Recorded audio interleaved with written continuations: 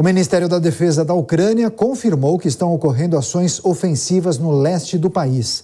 Hora do nosso bate-papo com o jornalista Luiz Kawaguchi, do jornal Gazeta do Povo, a quem eu agradeço demais pela participação. Kawaguchi, seja muito bem-vindo. Uma ótima noite a você. Conta para a nossa audiência, é possível saber se essa contraofensiva da Ucrânia já começou? O que se sabe sobre isso? Boa noite, Daniel. Boa noite, telespectadores. Essa história já começou a ser escrutinada no domingo, quando a Rússia falou que a Ucrânia teria começado a esperada contraofensiva de verão. A Rússia especulou, disse até que teria matado cerca de 300 combatentes e destruído diversos blindados da Ucrânia, mas a Ucrânia não se manifestou no domingo. Hoje, a Ucrânia disse que aconteceram, sim, contra-ataques ali naquela região, na região leste do país, conhecida como Donbás. A Ucrânia disse que o epicentro dessas batalhas ainda é aquela cidade chamada de Bakhmut, que nós falamos tanto aqui todas as noites praticamente desse ano, falando dessa 10 meses de batalha. Ali os russos acabaram tomando a cidade de Bakhmut há algumas semanas atrás, e agora os ucranianos falaram que voltaram a atacar Bakhmut, querem pegar essa cidade de volta. Inclusive, quando os russos tomaram essa cidade, até mudaram o nome dela de Bakhmut para Artemovsk, o nome da época da União Soviética. E agora não dá para saber exatamente, Daniel, se essa contraofensiva realmente começou ou não. Por quê? O presidente ucraniano Zelensky já tinha falado que a ofensiva poderia começar a qualquer momento, até pontuou que ela poderia ser em maio ou em junho. Só que se a gente pegar um pouco do histórico, essas ofensivas elas não acontecem, elas não aconteceram, pelo menos aconteceu uma grande contraofensiva aí em setembro do ano passado, e ela não aconteceu assim tão rápido. Quando o presidente Zelensky anunciou que começava a contraofensiva do verão anterior, isso era julho já, e ocorreram diversos choques, mas de menor escala, ali na região do sul da Ucrânia, que tinha sido tomada pelos russos, a região chamada de Kherson. Só que, de fato, o ataque principal dessa contraofensiva, ele só foi acontecer em setembro do ano passado. Então, ela foi anunciada em julho, só começou em setembro. Para quê? Para pegar os russos de surpresa. Enquanto os russos mandaram tropas ali para o sul, onde acreditava-se que seria a contraofensiva do ano passado, o ataque aconteceu no Nordeste e pegou todos os russos de surpresa. Talvez os ucranianos estejam tentando fazer uma tática similar. Estão atacando ali na região de Donbás, mas o seu real objetivo seja em outra posição. Os analistas militares dizem que é exatamente no sul, não exatamente em Kherson, mas numa área conhecida como Zaporígia, que a gente já falou muito aqui no noticiário da guerra, que é onde tem aquela usina nuclear, que sempre volta e meia está em risco, né? Então, se houvesse um ataque naquela região, os territórios russos, que foram conquistados pela Rússia, mas são territórios ucranianos, e seriam praticamente cortados ao meio. A grande parte das forças russas ficaria isolada. Então, esse é o local mais provável do ataque. Mas a gente nunca sabe o que está acontecendo. A gente chama isso de ações diversionárias, ou seja, acontecem ataques menores para chamar a atenção da Rússia, para a Rússia mandar tropas para lá, quando, na verdade, o ataque principal acontece em outro lugar. Provavelmente, a gente está vendo uma estratégia como essa. O que a Ucrânia pode fazer? Ou atacar em outro ponto, ou então, realmente, esse ser o ataque principal mesmo, e eles reunirem a maior parte das suas tropas para retomarem Bakhmut, e se eles retomam Bakhmut, eles conseguem avançar para a área do leste da Ucrânia, a região conhecida como Donbás, que foi, inclusive, uma das áreas que primeiro a Rússia conquistou lá em 2014, usando forças rebeldes. Então, pode ser que a contraofensiva tenha começado mesmo, só que não dá para dizer com certeza se é isso e se o ataque principal vai ser exatamente lá onde os ucranianos estão falando que eles estão acontecendo, lá na cidade de Bakhmut. A situação muito delicada, vamos aguardar quais serão os desdobramentos desses combates que acontecem em várias regiões do país. Agora, Kawaguchi, o jornal norte-americano muito popular, inclusive, o Washington Post, publicou uma reportagem neste fim de semana mostrando que brigadas inteiras da Ucrânia estariam recebendo treinamento em países da OTAN.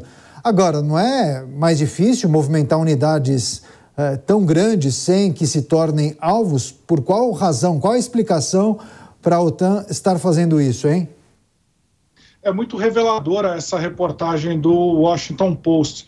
Quando a gente pensa em treinamento de tropas, a gente pensa lá 10, 20 pessoas naquele campo treinando tiro, talvez lá umas 50 pessoas no máximo, fazendo exercícios físicos e treinando tiro. Esse é um tipo de treinamento que é válido. Eu vi isso acontecer muito quando eu estava lá no início da guerra, lá no ano passado. Tinha ali uma cidade que era fronteira com a Polônia e tinha uma grande base militar. E o que acontecia? Todos os voluntários internacionais da chamada Legião Internacional, eles eram levados e treinados em pequenos grupos aí, que eram no máximo pelotões, no máximo 30 pessoas. Então, eles se organizavam em grupinhos de 30 pessoas, recebiam treinamento, aprendiam a lutar juntos, a se integrar, mas essa é uma fração muito pequena de uma força de combate. Isso era o que vinha sendo feito aí dentro do território ucraniano, porque se você reúne uma força muito maior, você se torna um alvo para os russos. E agora o que o Post mostrou é que unidades inteiras, ou seja, não só batalhões, mas divisões inteiras de exército estão sendo levadas para ser treinadas na Grã-Bretanha, na Alemanha e em países ali que fazem fronteira com a Ucrânia. O que a gente está falando? A gente está falando aí em mais de 1.500 homens, algumas divisões chegam até a 3.000 homens. E por que é importante eles treinarem todos ao mesmo tempo? Porque quando você está treinando uma fração pequena, 30 pessoas, que é um pelotão, você consegue operar individualmente, consegue ter uma tática de batalha, você não consegue treinar operações integradas, ou seja, operações conjuntas. Você, quando leva vários batalhões para interagirem num treinamento, aquilo simula praticamente a realidade de uma guerra. Se a gente pensar, isso acontece em todos os países, até aqui no Brasil. Quando vai ter um grande treinamento que a gente ouve aí das Forças Armadas, eles operam aí em nível de batalhões, em nível de divisões.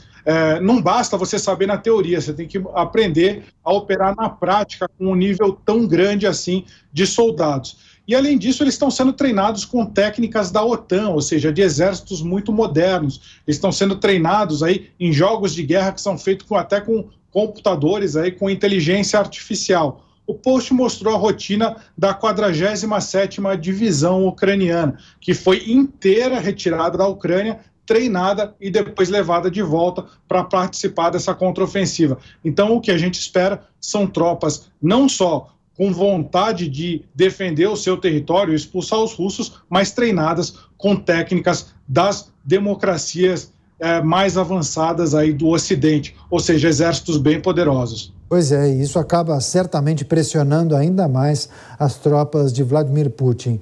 Agora, Kawaguchi, no fim de semana, mais ataques de paramilitares foram registrados dentro das fronteiras russas. Conta pra gente, qual é o significado desses ataques no contexto geral da guerra, hein? Então, Daniel, na prática, eles parecem muito pequenos. Eles começaram aí a questão de 10 dias atrás. Quem são eles? Eles não são o exército ucraniano.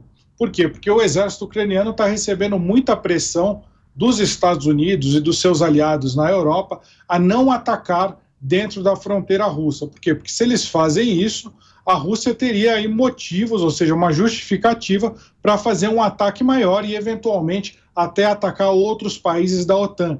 Isso é o que os Estados Unidos e a Alemanha não querem. Ou seja, eles não querem uma guerra aberta entre a Rússia e a OTAN. Por quê? Porque eles teriam que colocar suas próprias tropas. Por enquanto, são só as tropas ucranianas que estão aí lutando e que estão sofrendo baixas. Então, o que a gente vê são pequenos ataques aí de pequenos pelotões, aí, a gente falando 30, 50 pessoas, às vezes 100 pessoas, eles entram. Na verdade, eles não são nem ucranianos, eles são russos, são paramilitares russos que são contra o governo de Vladimir Putin. Mas, claro que no meio da guerra eles se aproveitaram para entrar no território ucraniano, se armar, conseguir até algum apoio que não é oficial, mas com certeza eles estão conseguindo armas dos ucranianos, e aí eles atacam dentro do território russo. Por um lado, isso é ruim para a Ucrânia, porque deixa ela numa situação delicada com seus aliados do Ocidente. E se eles perderem o apoio dos aliados do Ocidente, aí provavelmente essa guerra muda de figura, Vladimir Putin consegue avançar sobre muito mais território. Então eles não querem perder isso. Só que, por outro lado, eles fazendo os paramilitares fazendo esses pequenos ataques, eles obrigam a Rússia a mobilizar uma quantidade de tropas muito grande ali para defender a sua própria fronteira. Porque apesar desses paramilitares serem grupos bem pequenos, a Rússia não vai adivinhar em que parte da fronteira eles vão atacar. Então a Rússia tem que guarnecer a fronteira inteira. Então tropas que poderiam ser usadas para combater os ucranianos em frentes mais importantes têm que ser deslocadas ali para a região de Belgorod, que é ali no nordeste da Ucrânia, para defender a fronteira russa. Por quê? Porque o presidente Putin ficaria desmoralizado se, por exemplo, esses paramilitares tomassem a capital de Belgorod. Então as tropas russas não podem deixar isso acontecer, e para saber onde aconteceu uma tropa muito grande. Perfeito. Tá certo. Luiz Kawaguchi, jornalista da Gazeta do Povo, trazendo as últimas informações deste conflito que caminha para o 16º mês de combates na Ucrânia. Kawaguchi, muito obrigado por sua participação. Boa noite a você e até amanhã. Boa semana. Boa noite, até amanhã.